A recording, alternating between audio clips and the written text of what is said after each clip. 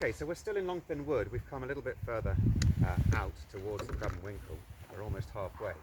And here you can see a really nice patch where some alder has collapsed into the woodland. It's still absolutely fine, but it collapsed. That's what alder does.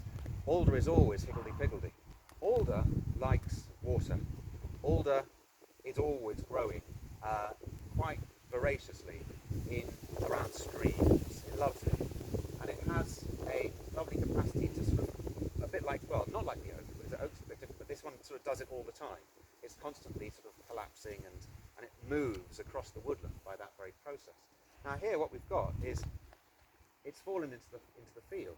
And I do notice that the farmer, bless him, or her, has gone around it. I can see the tracks which are going around it. So it is my hope, and inshallah, it is my hope that the farmer is allowing this to remain.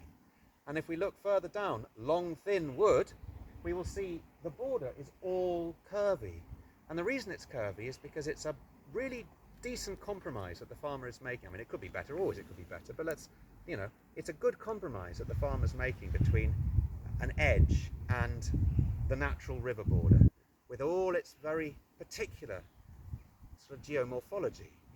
Those bends, those little pools and back eddies. That's what makes it so beautifully healthy, and that's what makes it not just a drainage ditch.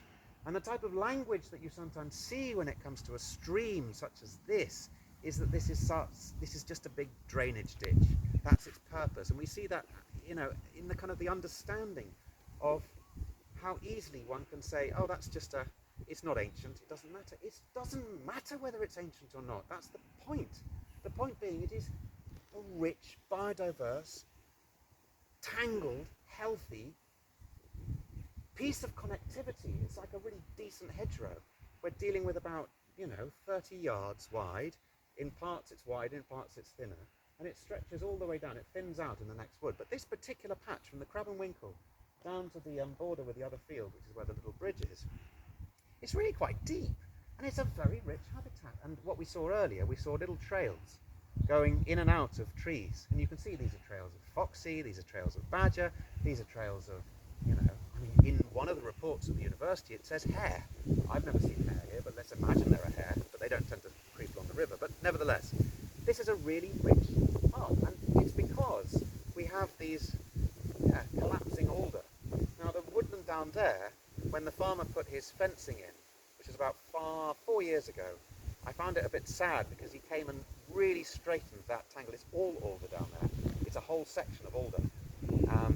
And it looks very chaotic for the reasons I gave earlier. But he came and he cut with a big machine, he cut them all, and he really hacked it back. And I found that a bit sad, but interestingly it's kind of growing back, but of course it can't grow back beyond his barbed wire fence now, because then it'll be blocking the footpath. So unfortunately we've kind of scraped back a little bit of uniformity there, which is sad. But it's still, nevertheless, further down, it's still, further down river, it's still pretty rich, but it's not as rich as it is here, which is